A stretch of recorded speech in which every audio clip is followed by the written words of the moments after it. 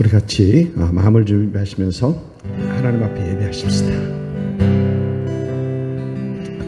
이 시간 우리 주 앞에 나올 때 하나님, 우리 예배가 하나님을 바라보는 예배가 되게 하시옵소서. 주 앞에 집중하는 예배가 되게 하시옵소서. 주님의 은혜를 사모하는 예배가 되게 하옵소서. 하나님, 이 시간에 하나님의 크신 은혜를 주께서 부어주옵소서. 우리 같이 기도하면서 하나님 앞에 나아갑니다. 아버지 감사합니다. 하나님, 이 시간에 하나님 앞에 나와 하나님 주님의 힘을 사모하며 하나님 주님을 찬양하며 하나님 앞에 나아가는 이 시간 되게 하옵소서. 아버지 하나님, 기쁨으로 하나님을 섬기기 원합니다. 하나님 은혜 가운데 주 앞에 온전히 나아가 예배하는 이 시간 되게 하옵소서. 주님께서 이 시간 이 자리에 임하시옵시고 하나님의 은혜로 주께서 채워주옵시고 하나님의 크신 은혜로 나의 주님 찬양하며 주 앞에 영광 올려드릴 수 있는 귀한 은혜를 주께서 허락하여 주옵소서. 하나님 감사합니다. 아버지 하나님, 주님의 은혜 가운데 하나님 주께 붙어주시니 감사합니다. 하나님 임재해 주옵시고 만져주시옵시고 하나님 주 앞에 찬양하며 하나님 앞에 예배할 수 있는 시간 되게 하옵소서. 감사와 찬양 주 앞에 하나님 영광 받아 주옵소서. 감사합니다. 찬양합니다. 그날이 도적같이 이를 줄 너희는 모르느냐. 늘 깨어 있어라. 잠들지 말아라. 주님과 동행하라.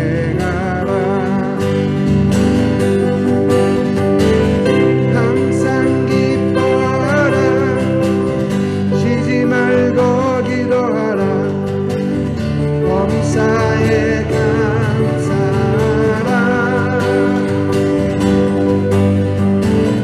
이는 예수 안에서 너희에게 향하신 하나님 크시니라. 평강의 하나님이 너희를 거룩하게 하시고 온몸과 영혼이 주 오실 그날에 주덥기 원하노라.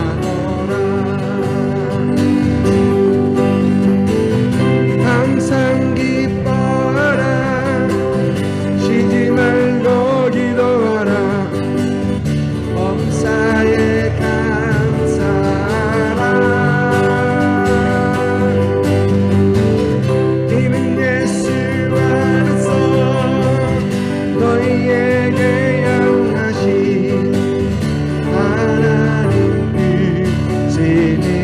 다시 한번 할까요? 그날이 도적같이, 그날이 도적같이 이를 줄 너희는 모르느냐.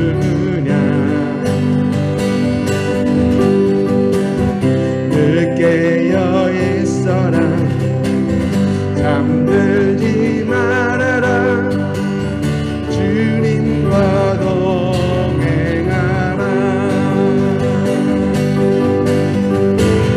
항상 기뻐하라.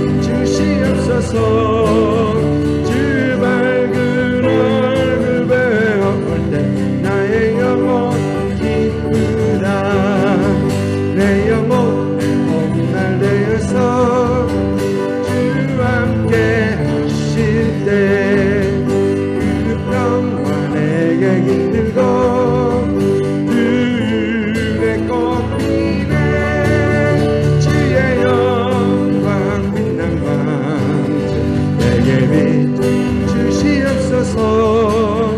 그 밝은 얼굴 배워볼 때 나의 영혼 기쁘다. 내 영혼 내일 하기 있고 큰 소망 넘치네.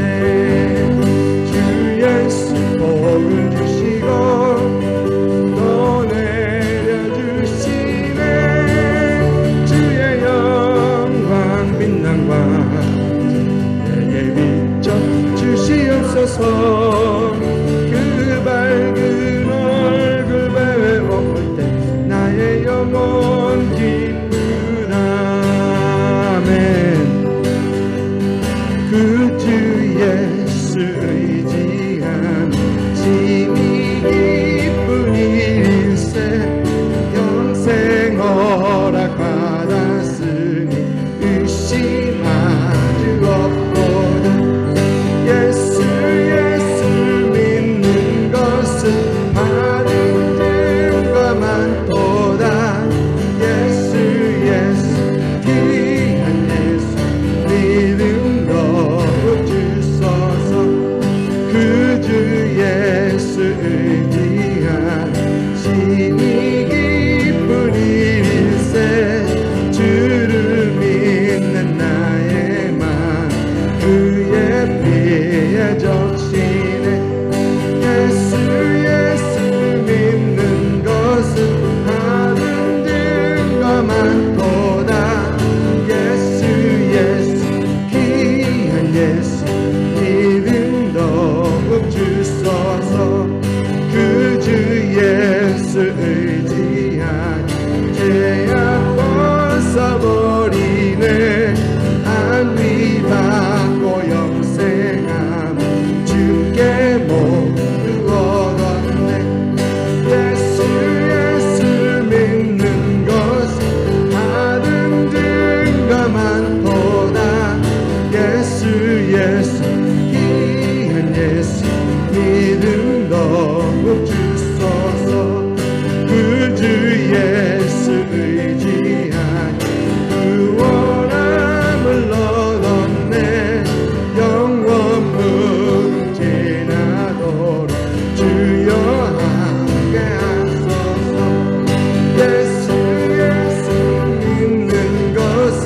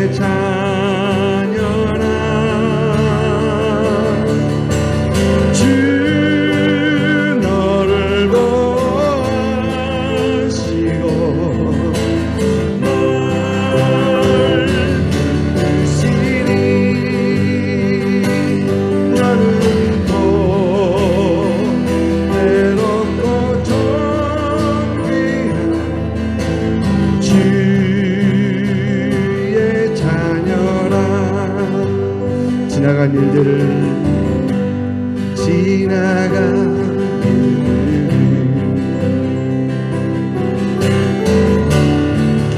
기억하지 않고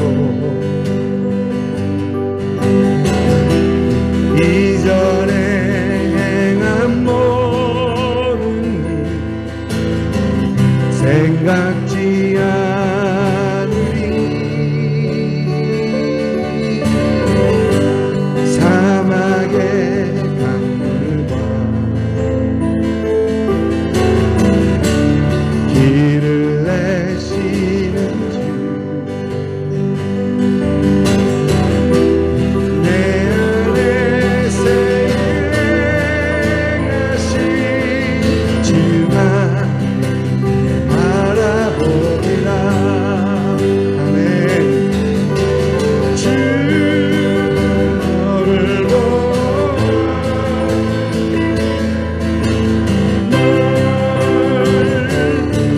보시니 나는 또 외롭고 존귀한 주님의 자녀라. 주 너를 보시고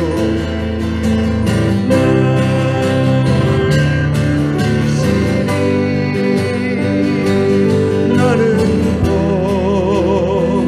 외롭고 존귀한 주의 자녀.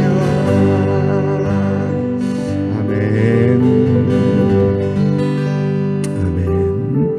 우리 일어서서 왕이신 나의 하나님 찬양하면서 계속해서 하나님 앞에 나갑니다. 왕이신 나의 하나님, 내가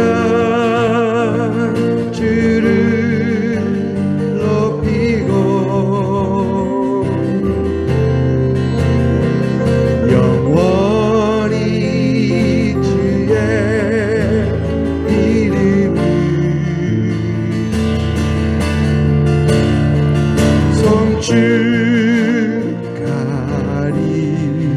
송축하리이다.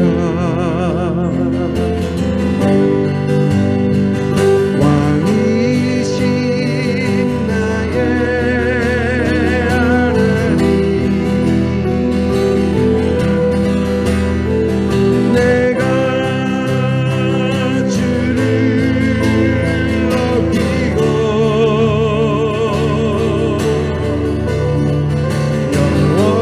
영원히 주의 이름을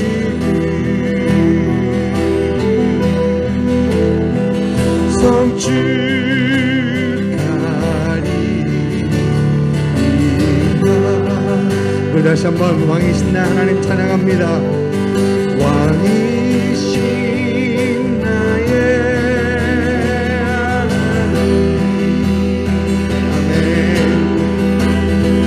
내가 주를 높이고 영원히 주의 이름을 아버지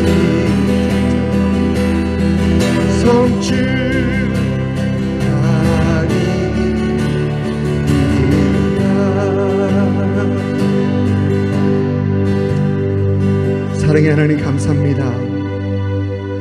하나님 오늘 우리에게 참 귀한 주일 아침 허락하시고 하나님 이곳에 우리 왕이신 하나님을 찬양하기 위하여 예배하기 위하여 하나님이 하나님의 전을 찾고 우리의 마음과 정성과 모든 것을 하나님 앞에 드리게 하시니 하나님 감사를 드립니다. 하나님 최고의 예배를 드리기 원합니다. 우리 가운데 임재하시는 하나님을 만나기 원하고 우리 가운데 충만케 하시는 하나님의 영으로 충만케 하기 원하고 살아계신 하나님과 하나님 깊은 교제할 수 있는 이 예배가 되기를 주님 사모합니다. 하나님 온전한 예배자의 마음으로 하나님 앞에 드려지게 하시옵시고 세상 근심 걱정 다 내려놓고 주 앞에 온전히 집중할 수 있는 이 시간 되게 하여 주옵소서. 하늘문을 열어주셔서 우리에게 하나님의 영으로 주께서 충만케 하시옵시고 하나님의 생명으로 하나님의 기쁨과 평안으로 충만케 되는 이 예배가 되게 하여 주옵소서. 하나님 감사합니다. 아무것도 아닌 자들 하나님을 예배하는 자들로 불러주시 감사를 드리고 하나님 예배를 통하여서 오직 주님의 이름만이 높임을 받게 하옵소서. 감사하고 온 영광 주께 올려오며 예수님 이름으로 기도드립니다. 아멘.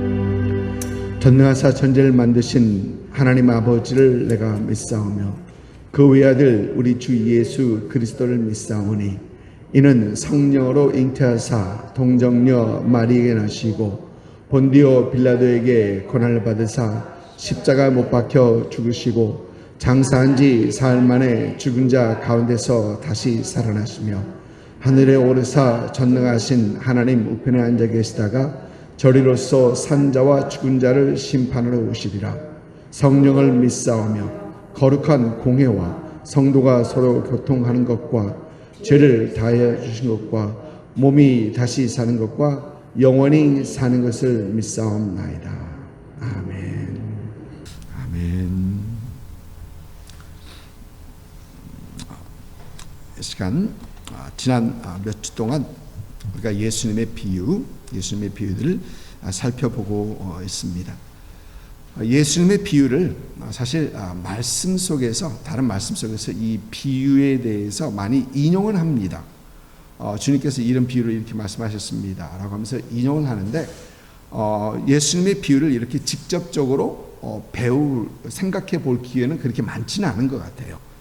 예수님의 비유를 더 우리가 깊게 생각해 보면서 주님의 가르침을 더 깊게 이해하고 또 그 이해함과 그 이해와 함께 참 삶에 적용하면서 우리 신앙이 더 깊어지고 더 풍성해지는 그런 은혜가 있기를 소망합니다. 지난주에는 대잔치, 예수님의 대잔치의 비유를 우리가 생각해 보면서 하나님을 더 알아가는 것과 또 하나님께서 천국 잔치에 더 많은 사람들로 채워지기 원한다라는 그런 말씀을 봤었습니다. 갑자기 랩탑에서 이상한 일을 하고 있어서 오늘도 계속해서 예수님의 또 하나의 비유를 살펴보도록 하겠습니다. 오늘 말씀은 마가복음 12장 1절부터 12절까지의 말씀입니다. 마가복음 12장 1절부터 12절까지의 말씀 우리 교독하시겠습니다. 예수께서 비유로 그들에게 말씀하시되 한 사람이 포도원을 만들어 산 울타리로 두르고 즙자는 틀을 만들고 망대를 지어서 농부들에게 새로 주고 타국에 갔더니 때가 이름에 농부들이 포도원을 소출을 얼마 받으려고 한 종을 보내니 그들이 종을 잡아 심히 때리고 거저 보내었거늘 다른 종을 보내니 그의 머리에 상처를 내고 능욕하였거늘 또 다른 종을 보내니 그들이 그를 죽이고 또 그 외 많은 종들도 더러는 때리고 더러는 죽인지라. 이제 한 사람이 남았으니 곧 그가 사랑하는 아들이라. 최후로 이를 보내며 이르되 내 아들은 존대하리라 하였더니 그 농부들이 서로 말하되 이는 상속자니 자 죽이자. 그러면 그 유산이 우리 것이 되리라 하고 이에 잡아 죽여 포도원 밖에 던져내니라. 포도원 주인이 어떻게 하겠느냐. 와서 그 농부들을 진멸하고 포도원을 다른 사람에게 주리라. 너희가 성경의 건축자들이 버린 돌이 보통에도 머릿돌이 되었나니 이것은 주로 말미암아 된 것이요 우리 눈에 놀랍도다 함을 읽어보지 못하였느냐 하시니라. 그들이 예수의 이 비유가 자기들을 가리켜 말씀하신 줄 알고 잡고자 하되 무리들을 두려워하여 예수를 두고 가니라. 아멘. 우리 주님께서 이 비유를 말씀하셨을 때는 우리 주님의 예루살렘이 입성 후입니다.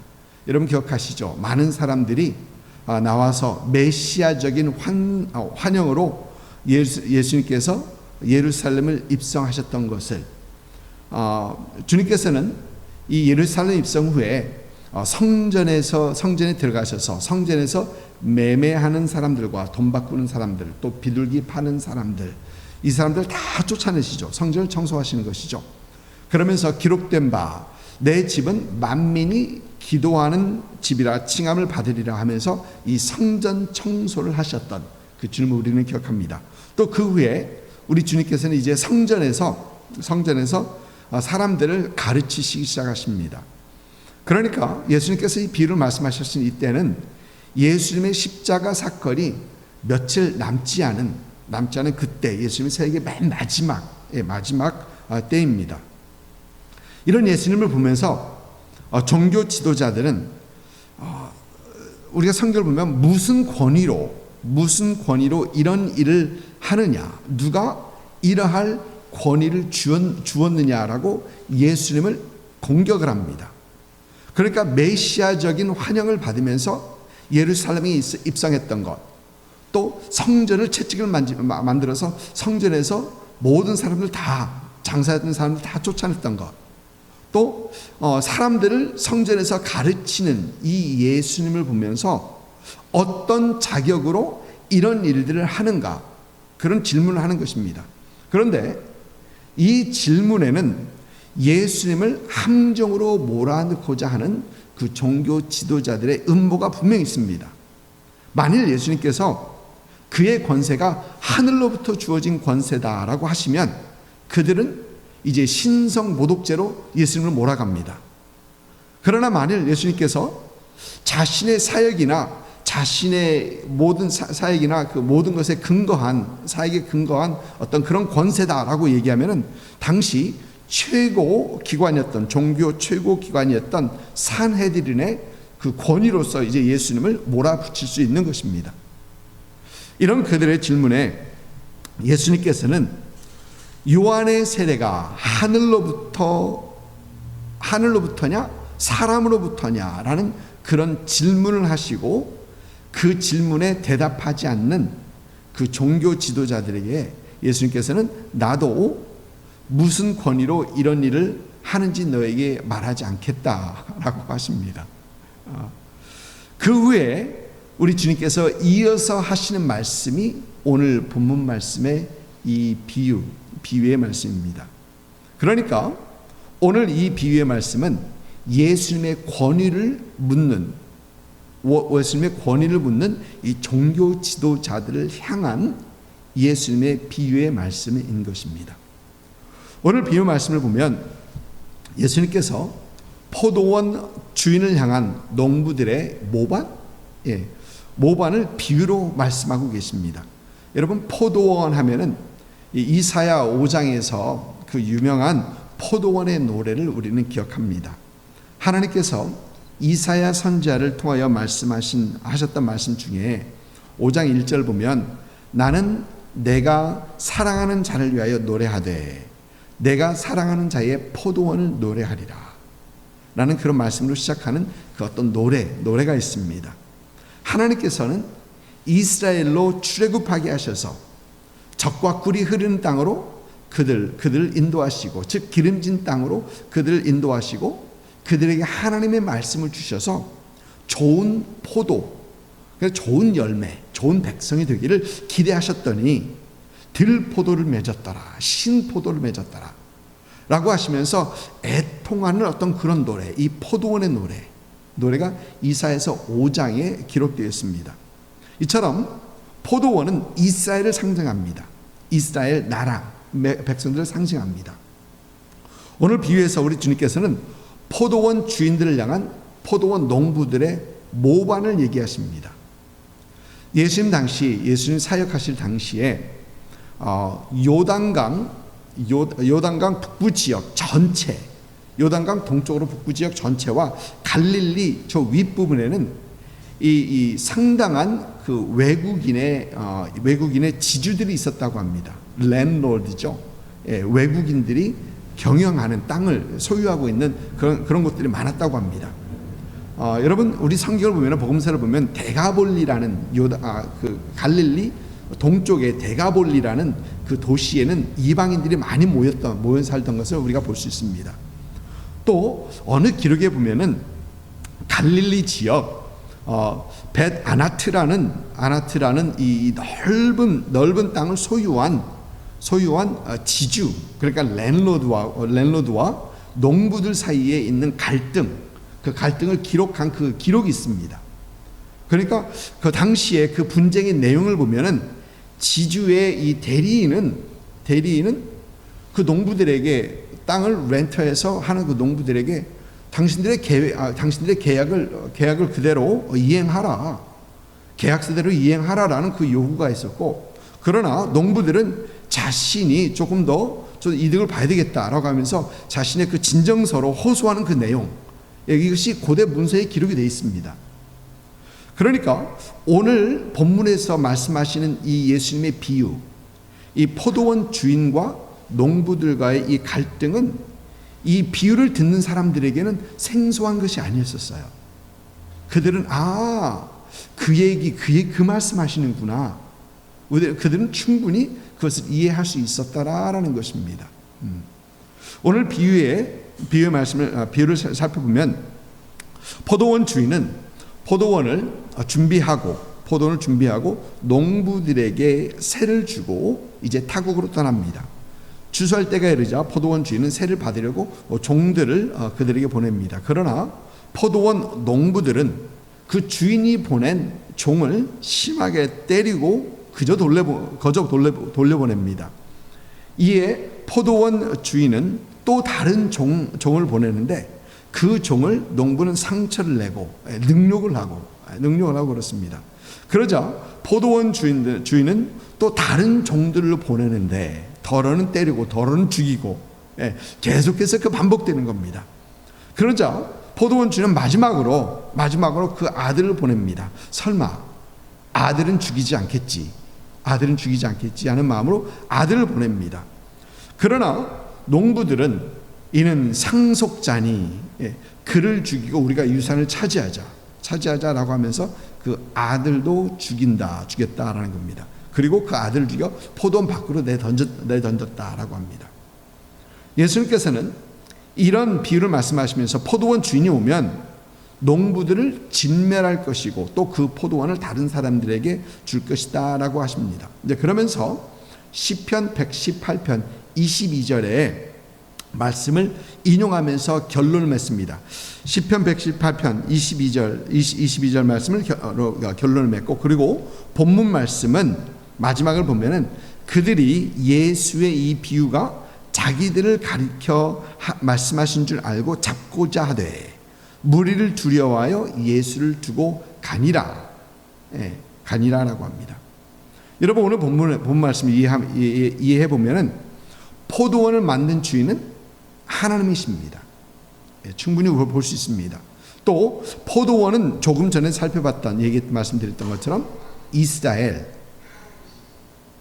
포도원은 조금 전에 살펴봤던 것처럼 이스라엘입니다. 또 포도원 농부들은 12절에 말하는 것처럼 유대교의 종교 지도자들이고요. 또 포도원 주인이 보냈던 이 종들은 구약 성경에서 계속해서 하나님께서 보내시는 그 선지자들과 신실한 종들을 얘기합니다. 그리고 포도원 주인의 아들은 다름 아닌 이 비유를 말씀하신 예수님이시고요. 또 마지막에 포도원을 다른 사람에게 넘겨준다 하시는데 이들은 이방인들을 말씀하시는 것입니다. 우리 주님께서는 이 비유에서 이스라엘을 향한 하나님의 계획, 그리고 그 하나님의 계획에 반항했던 유대 종교 지도자들의 모습, 그리고 이제 마지막으로 보내시는 하나님의 아들과 그 하나님의 아들을 죽이는 유대인의 종교 지도자들의 그 실체를 그대로 비유해서 적나라하게 표시하신 것입니다. 여러분, 실제로 하나님께서 이사야 5장 포도원 노래에서 말씀하셨던 것처럼 하나님의 이스라엘 향한 기대는 크셨습니다. 그러나 이스라엘은 하나님의 그 기대에 못 미쳤을 뿐만 아니라 자신의 그 종교적인 틀에 묶여서 하나님께 대항을 합니다. 하나님께 대항을 합니다. 하나님께서는 이들을 바로 잡아주시기 위해서 수많은 선지자들을 보내셨죠. 구약 성경을 보면. 그런데 구약 성경의 수많은 선지자들이 종교 지도자들이나 아니면은 그 왕들로부터 핍박을 당하는 것을 봅니다. 몇 가지 예를 들어보면은 여러분 북왕국의 아합 왕의 아내가 그 악하기로 유명한 그 이세벨이었었죠. 이세벨이 어떻게 했는가? 이세벨은 이 엘리야 선지자의 말에 따르면 수많은 하나님의 선지자를 죽였고 그리고 자기의 목숨을 노린다라고 합니다. 수많은 선지자들을 죽였던 것을 봅니다. 또 남왕국의 아사왕, 우리가 말씀 속에서 한번 말씀 나눴었죠. 아사왕은 올바른 말을 하는 선견자 하난이라는 사람을 감옥에 집어넣어 버립니다. 듣기 싫거든요. 그러니까 감옥에 넣어 버립니다. 또 유다 왕 여호야김은 애굽에 있는 우리야라는 선지자를 데리고 와서 죽입니다. 여호야김입니다. 그리고 유다 왕의 마지막 왕 시드기야 왕은 예레미야 선지자를 감옥에 넣고 또 감옥에 넣는 뿐만 아니라 그를 진흙 구덩이 속에 던져 넣었던 것을 우리는 성경에서 보게 됩니다. 그런데 이렇게 선지자를 핍박하는 것은 구약 성경뿐만 아니라 신약 성경에서도 우리가 봅니다. 여러분 선지자의 마지막 선지자가 세례 요한이죠. 세례 요한은 어떤 핍박을 받았느냐? 헤롯 왕에게 그가 목이 잘려나가죠. 또 그리고 그 후에 이 종교 지도자들은 이제 예수님께서 말씀하신 것처럼 예수님께서 비유해서 말씀하신 것처럼 포도원의 주인이 아들을 죽이는 것처럼 이제 하나님의 아들인 예수 그리스도를 죽이게 되는 것입니다. 이처럼 그들은 여러 가지 핍박을 하였다. 그리고 결국 아들을 죽이게 된다라고 말씀하시는 것이 바로 이 주님의 오늘 주님의 이 비유의 내용입니다. 오늘 비유 말씀에서 우리 주님께서 시편 118편 22절의 말씀을 인용하십니다. 한번 보시겠습니다. 시편 118편 22절 말씀. 건축자가 버린 돌이 집 모퉁이의 머릿돌이 되었나니. 여러분 건축자가 버린 돌이라는 말은 건축할 때 쓸모없다고 버려진 돌이라는 얘기입니다. 이 돌은 쓰지 못하겠다라고 이 버려진 돌. 근데 버려진 돌이라는 이 말을 영어 성경을 보니까 rejected 그렇게 되어 있습니다. 그러니까 건축자들에게는 거부를 당한 그런 돌이다라는 얘기입니다.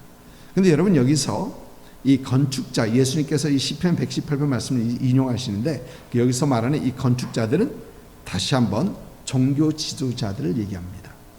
종교 지도자들에게 버려진 그 돌. 아니나 다를까 우리 주님은 당시 종교 지도자들에게 거부를 당하죠. 버려지고 reject 당하는 것이죠.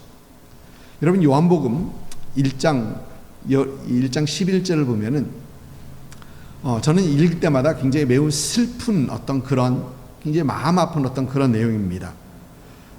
자기 땅에 오매 자기 백성이 영접하지 아니하였으나.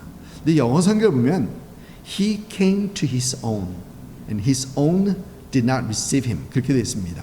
우리 한국말에는 자기 땅에 오매 충분히 이해합니다. 그러나 거기서 제가 이해하는 것은 그가 자기 백성들에게 왔는데 그 백성들이 그를 받아주지 않았다. 하나님께서는 이스라엘을 지으시고 이스라엘을 축복하시고 사랑하시고 선지자를 보내시고 좋은 열매를 원하시고 그리고 결국 자기 백성에게 사람이 되어서 오십니다. 낮고 낮아져서 오십니다. 그러나 그를 받아주지 않았다. 그를 영접하지 않았다라는 것입니다. 영접하지 않았다는 것은 거부당했다는 겁니다. 요한복음 5장 43절에 우리 주님께서 또 이런 말씀하십니다. 함께 읽겠습니다. 나는 내 아버지의 이름으로 왔음에 너희가 영접하지 아니하나 만일 다른 사람이 자기 이름으로 오면 영접하리라. 아버지 이름으로 오면 영접하지 않았다. 그러니까 종교 지도자들은 하나님의 이름으로 오신 그 예수 그리스도 영접하지 않고 거부했다라는 얘기입니다. 이렇게 예수님은 건축자에게 버린 돌이 되었다라는 겁니다. 그러나 건축자가 버린 돌, 사람들에게 거절당하신 돌이신 예수 그리스도는 하나님의 손에 의해 집의 머릿돌, 모퉁이 돌이 됩니다. 이 머릿돌, 영어로 하면 코너스톤이 되는데, 이 머릿돌은 집을 짓는데 가장 먼저 딱 정해놓는 놓는 그 돌입니다. 건물을 짓는데 가장 중요한 돌입니다. 왜? 그 건물의 모든 돌들이, 건물에 사용되는 모든 돌들이 그 머릿돌을 기준으로 해서 반듯하고 또 평행을 맞추게 되기 때문에 그 돌은 매우 중요한 돌인 것입니다. 우리 주님께서는 자신이 그 건축자가 버린 돌, 그러나 하나님의 손에 의하여 머릿돌이 되심, 가장 중요한 머릿돌, 모퉁이 돌이 되심을 우리 주님께서 말씀하십니다. 여러분, 무슨 얘기냐? 우리 주님께서는 자신이 하나님 나라의 주축돌이 되심을 말씀하시는 것입니다. 이 비유에서 주님께서 그 말씀하시는 것입니다. 그래서 사도 베드로는 사도행전 4장 11절에 이 예수는 너희 건축자들이 버린 돌로서 집 모퉁이의 머릿돌이 되었느니라 라고 담대히 선포하고 있고, 또 베드로전서 2장 7절과 8절에서는 그러므로 믿는 너에게는 보배이나 믿지 아니하는 자에게는 건축자들이 버린 그 돌이 모퉁이의 머릿돌이 되고 또한 부딪히는 돌과 걸려 넘어지게 하는 바위가 되었다 하였느니라 라고 합니다. 여러분, 오늘 이 비유의 말씀은 무슨 권위로 내가 지금 이 일을 하고 있느냐라고 하는 그 종교 지도자들에게, 그러면서 예수님의 사역을 거부하고 예수님을 버리고 따르지 않고 버린 그 종교 지도자들에게 예수님께서는 자신이 하나님의 아들이심, 그리고 하나님 나라의 이 머릿돌 되심을 우리 주님께서는 분명히 선포하시는 비유가 오늘 말씀의 비유입니다. 오늘 말씀을 보면서 우리는 몇 가지 생각해 봅니다. 첫째가 인간의 악함입니다. 인간의 악함. 오늘 말씀을 보니까, 오늘 비유를 보면 포도원 농부들의 횡포가 점점 더 심해지는 것을 봅니다. 처음에는 때리고 그냥 보냅니다. 그 다음에는 머리에 상처를 내고 능욕을 합니다. 그리고 그 후에는 때리고 죽이고 이것들을 계속해서 반복합니다. 그리고 맨 마지막에는 상속자인 그 아들까지 죽이고 포도원 밖에 버렸다. 돌려주지도 않는 그들의 횡포가 그 점점 심해지는 것을 봅니다. 이 주님께서는 그들의 악함을 얘기하시는 거죠.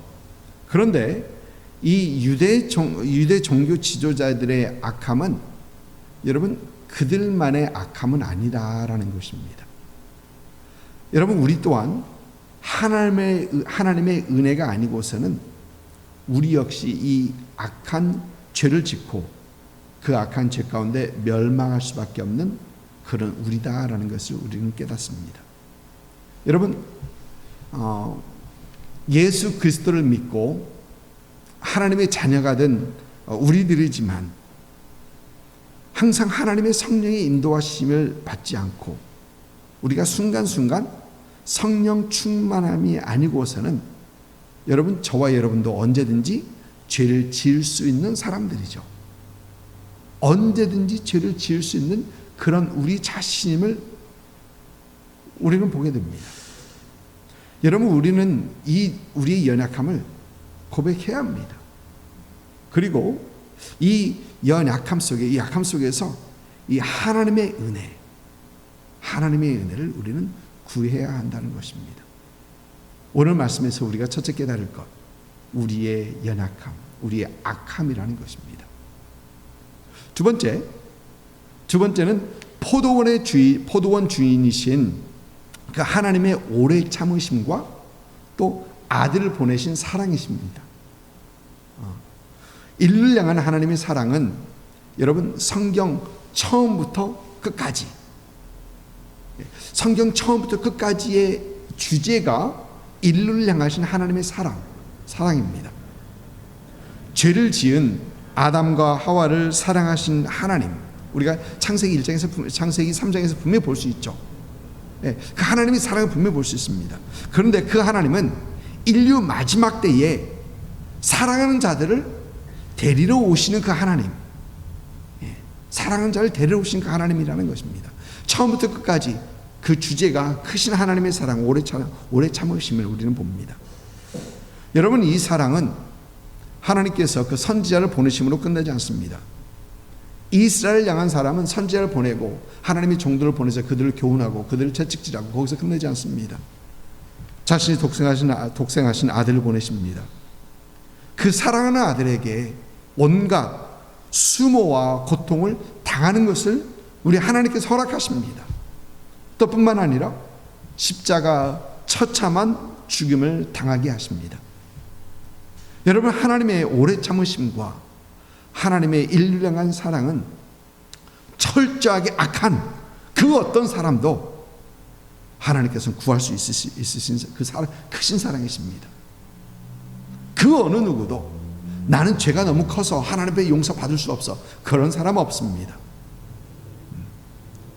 누구든지 저를 믿으면, 아멘? 누구든지 저를 믿으면, 그 어떤 악한 사람도 예수 믿으면 십자가 사랑으로 용서하고 구원하시는 하나님의 사랑이라는 것입니다. 여러분, 예수 그리스도의 사랑은 우리를 향한 하나님의 사랑의 확증이라고 로마서 5장에서 분명히 얘기하고 있죠. 하나님의 십자가, 예수 그리스도의 십자가는 우리를 향하신 하나님의 사랑의 확증이다, 증거다라고 얘기합니다. 그래서 우리는 이 하나님의 사랑을 다시 한번 우리는 확신하고 우리는 고백해야 합니다. 또 매일매일 이 사랑의 확신과 고백 가운데 우리가 주 안에서 세워져 가는 그런 우리 인생이 되어야 된다라는 것입니다. 세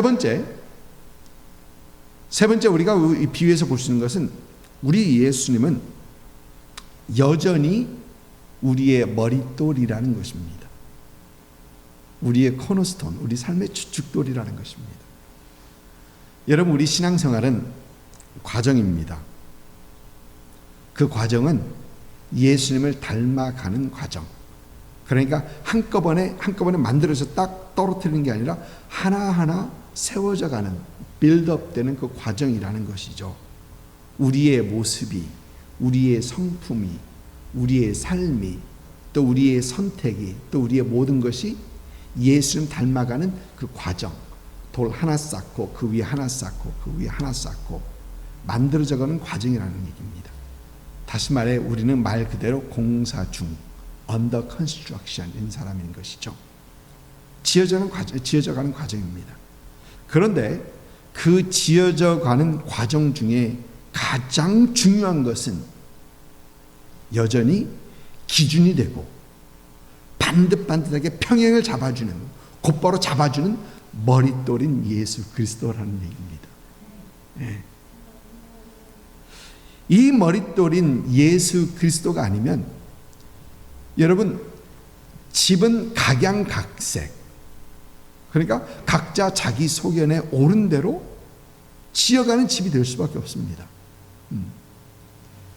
여러분, 성경에서는 우리를 하나님의 성전이라고 하죠. 하나님의 성전. 그런데 이 성전이 완공된 성전입니까? 아닙니다.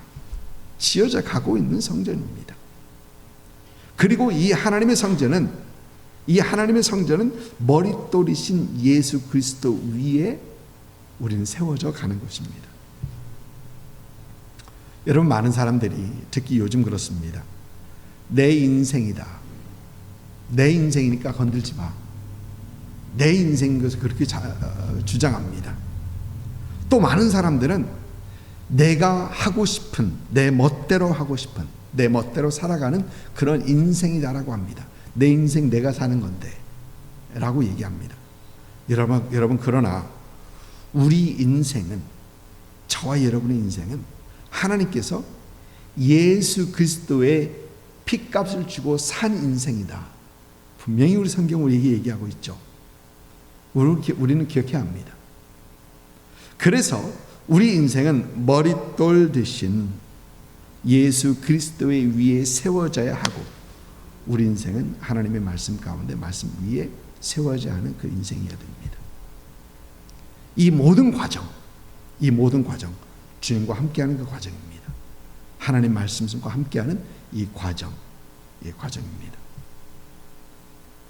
사랑하는 성도 여러분, 오늘 이 포도원 농부의 비유에서 비를 살펴보면서 우리는 우리의 연약함을 고백하고, 그러나 우리의 악함 속에서도 우리를 사랑하셔서 우리에게 아들을 주신 그 하나님의 사랑을 또 고백하고, 또 우리의 삶의 머릿돌 대신 예수 그리스도가 그 그리스도 위에 세워지는 그런 저와 여러분의 삶이 될 수 있기를 주님으로 축복합니다.